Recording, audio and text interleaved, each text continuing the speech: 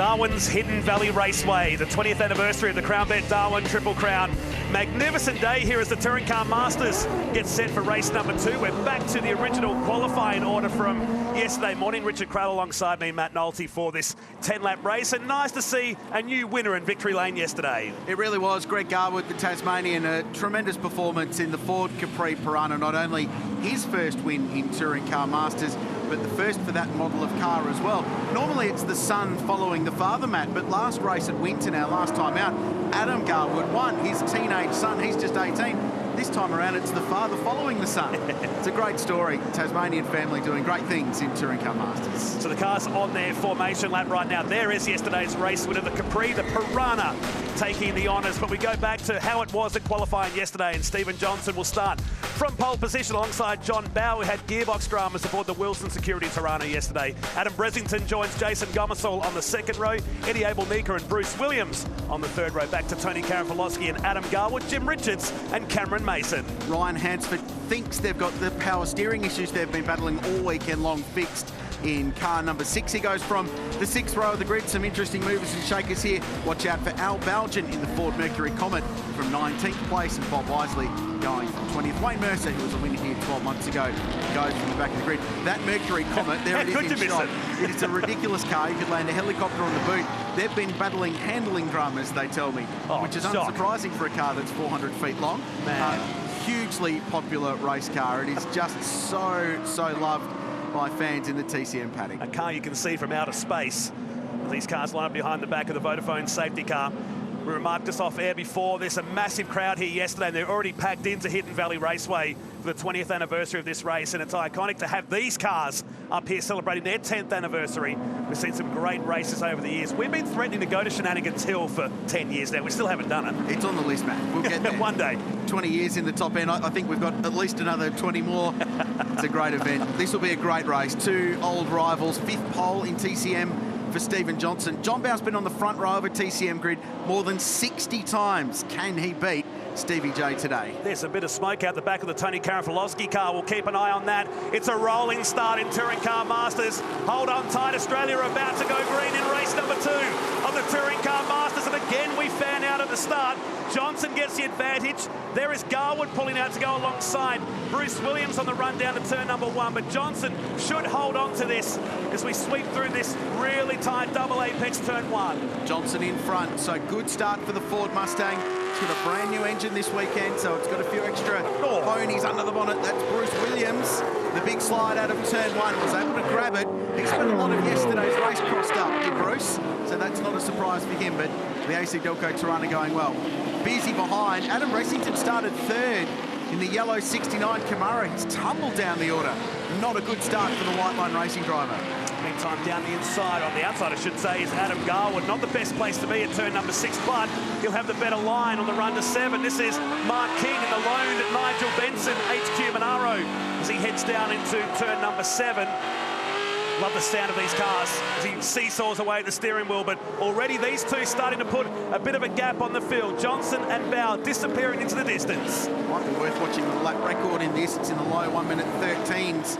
But although it's pretty hot, ambient, there hasn't been a lot of running on the track today. So I think the conditions will be good for some fast lap times.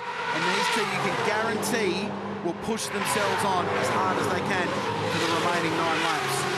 Speeds over 250 kilometres per hour past our speed shot on this enormous 1.1 kilometre main straight. Ryan Hansford now down the inside of Adam Bressington aboard the multi-spares Tirana. Looks like they might have got those power steering issues fixed. Good pass. He's certainly dialing in the opposite lock pretty easily there. He was the sweatiest human being in the world after yesterday's 10-lap race with no power steering. I've got a Tirana, and with no power steering, it's hard to park, and that's just a road car with 4 degrees of negative camber and all the caster they run on the front end. And it is probably commentary on my driving ability as well. With all the caster and camber they run on the front end of these cars, really heavy steering. You left yourself wide open there. I didn't even need to sled you. Down to 7 we go. The 2 Tiranas go at it. Further back in the field, there's Cam Tilley. And Braun going through in the field, a debutant in the series. And now Bowe starts to put pressure on the back of Johnson. We've been thinking this was going to happen all weekend long. 2 years ago, remember, when Johnson jumped aboard that car, it was really the start of this great rivalry. Here's the start. We'll have a look at what happened to Bressington. He actually got a pretty good jump. So he's right of screen, yellow Camaro, but it was almost as if he got bottled in behind Stephen Johnson and then went nowhere. So might have missed that first to second gear shift and got swallowed up. So he's 8th, having started 3rd. He's behind Cameron Mason for a bit, that red Shelby. So this is coming out of the final corner, end of the first lap.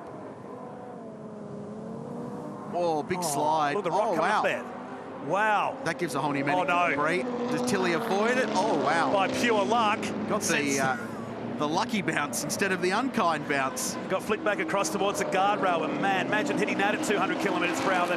They get the wheels off the dirt there every lap, and they do their best to make sure it's just dust, but every now and then you'll find the odd rock. But wow, how lucky was Tilly there. Had the big slide as well, trying to dive out of the way. We've seen all sorts of things going through windscreens of race cars, especially on that Mount Panorama place we go to in October, but the last thing was a rock punching through. Might have been nervous scenes down at the garage for car 17. Nervous enough down here. Yeah, exactly right. Bruce Williams, the AC Delco Tirana. That's Jason Gomersall ahead, ran in 3rd position. JG got his first pole position, didn't he, at Winton? It didn't turn out to be the fairy tale weekend. A lot of work. He wasn't alone in that department with a lot of damaged race cars after that race 2 skirmish at Winton Motor Raceway. And great to have Bruce Williams back behind the wheel of a race car as fast. Eddie puts it down the outside, but won't be able to do it there. He came from nowhere. And note straight forth, the second shift on the braking down there at turn 1 from 250k, and Williams holds on. That was Karen Filosky going into pit lane. So the TIFS warehousing Mustang has been trailing smoke since the start of this race.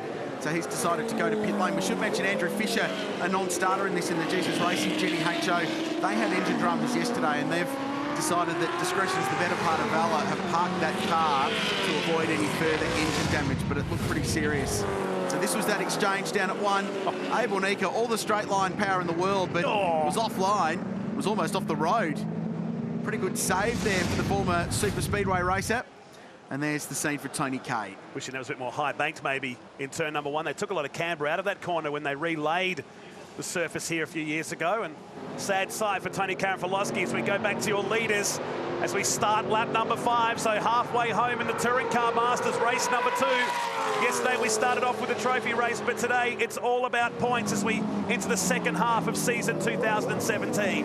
They've done this before, these two, driving off the front of the field. They've done it here at Hidden Valley 2 years ago. They did it at Queensland Raceway that same year. They had 3 just extraordinary races locked together nose to tail.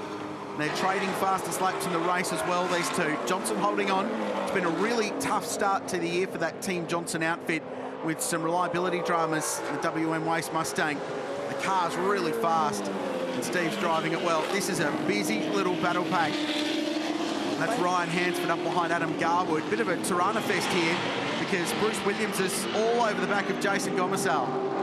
They are 2 seconds a lap quicker than the guys behind him right now as they sweep around towards turn number 10. Let's go down to pit lane and say good morning to Cameron Van den Dungen. Good morning, guys. The update on Tony Karafalowski is actually a gearbox seal. He was brought in by the officials because of an oil leak and has been told cannot go back out because they cannot fix it. And the last thing you want, Cam, is a car trailing oil around a already pretty slick racetrack like this.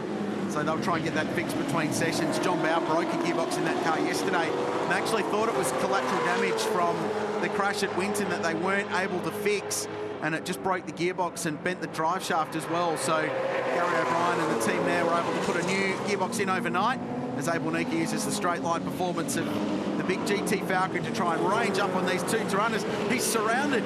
Tiranas to the left of him, Tiranas to the right. They're everywhere. Wasn't the old saying back in the 70s at Bathurst when the commentary would happen? Tirana, Tirana, Falcon, Tirana. How it sits right now. Yeah, it's Bathurst 77 all over again, isn't it? Here goes Bruce. Always aggressive, always up on the wheel. Puts a lot of heart and soul into this program. Gomersall driving well defensively. These guys are some 9 seconds behind Bowe and Johnson. Bowe incidentally 1:13.67, the quickest lap of the race on lap number 3, some 3/10 away from his own lap record. Let's face it, John Bowe pretty much owns Hidden Valley in Touring Car Masters. He owns the Touring Car Masters stats book. He tops every single available statistic that exists in this category. He's a young Tasmanian, 18 years of age. Huge improvement in a year and a half of top-level TCM competition. Had some handling issues in this car yesterday, the white Holden Tirana, but they've been building on it. It's got Chev power this weekend, so it's got more grunt. He's right in the mix. He's currently sixth. He's watching this great battle pack. That's horsepower for you. Cubic inches. Eddie Abonica pulls out from behind Bruce Williams, and it looks like finally this time he'll be able to get the pass done. Abonica +1 moves himself to 4th place. Oh, he just shuts the door firmly. You can just hear the tyre chatter through the turn as we're back on board with the AC Delco Tirana. Not much you can do about it through here, but already the big Falcon Coupe is pulling away and setting sail for Jason Gomersall. I think part of the reason this category is so popular, aside from the different marques and models, was racing like this for one. Garwood trying to go on Williams now. I think Bruce lost a bit of momentum. Oh, no. That's not good for Hansford. What would the odds be that that's a power steering failure? The way he's trying to turn it. Already 2 of them this weekend, 1 in practice, 1 in qualifying. Gave up for the race and just ran it with manual steering. Car limping around. What a shame for the multi-spares to run. It's had a little bit of a hit in the door on the left-hand side as well. As he limps back around the backside of the circuit. It's Johnson from Bow, 0.4 of a second, but 10 seconds back to Gomersall and Abonica.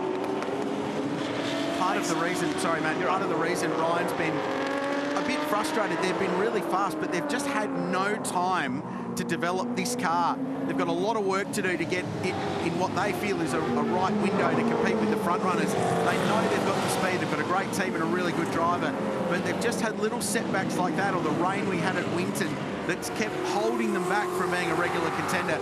I would say by the time we get to Mount Panorama in October, for those great TCM races up there, that car will be at the point end of the field with Johnson and Bow. It's the car that Kerry McMahon drove for the past couple of seasons. Confirmation is power steering for car number 6. We go back to 1st and 2nd now through turn number 7. Johnson driving very, very well here. They did the road trip, both he and Father Dick Johnson drove back from Melbourne to Queensland a couple of weeks ago. Road trip for the ages. They've really been a great team combination. And great to see DJ back up in the seat again and look at the cars from his era.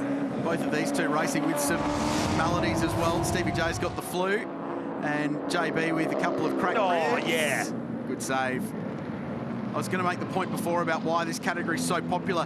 Different cars with different weight, different amounts of horsepower, different capacity engines. It's old school motor racing. And you use the strengths and weaknesses. JB's car's really good around the back of Hidden Valley. The Mustang's a little bit quicker down this long straight.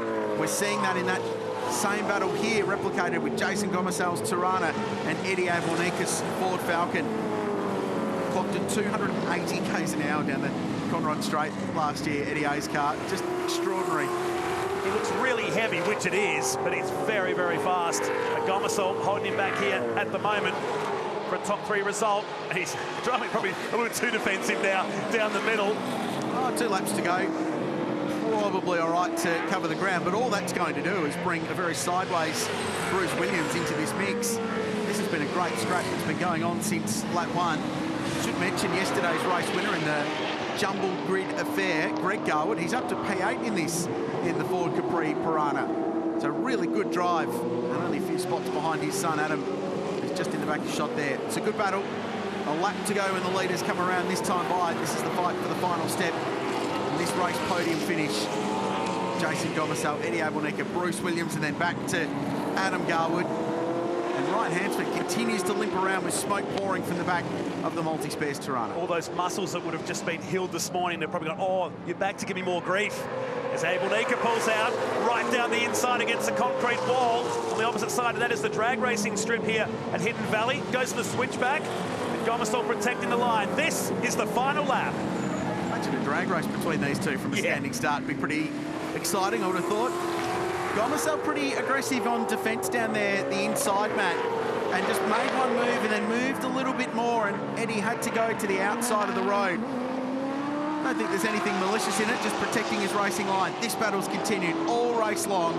They've been locked together at the margin. I've been watching the timing. It's never been more than 0.7 of a second, this race. I think Stevie J has got this one sewn up. 13 sixes all race long. Johnson and Bowers, they've done so many times here at Hidden Valley. Down to the final turn, they're 12 seconds clear of the entire field. A scrap that's gone race long, and Stephen Johnson, pole position. He isn't feeling the best, but this might perk him up a little bit. It's his 5th race win at Hidden Valley. The 5th different winner of the season, and the first win for Team Johnson since it came into effect at the start of the season. And this all-out scrum for 3rd place will go the way of Jason Gomersal in the A9X Tirana. So he edges out Eddie Abelnika in a feisty little battle. Behind them, Bracington and Garwood. That fight goes the way of the young Tasmanian in the Holden Tirana. Greg Garwood just behind. So really good battle, Matt. That'll be a really uplifting win for Team Johnson. Family outfit. They put a lot of time and energy, and they've had an enormous fan response from the legion of Dick Johnson and Steve Johnson fans in Australian motor racing. This will be a satisfying race win. And the fans up and saluting these two guys. It was half a second between the top two in that one. Johnson from Bow, Gomersal some 13 seconds down the road. Abelnika in 4th, back to Williams. Adam Garwood ahead of Adam Bressington. Greg Garwood in 8th, Hansford in 9th, and Cam Tilley completing the top 10. Good result for Cameron Mason just outside of it in 11th. Jim Richards, quiet race for the Falcon Sprint in 12th, and Rob Braun in the Charger. Mike Cannon, Leo Tobin, Mercer, King, Bowge and Bill and Wisely completing the 20.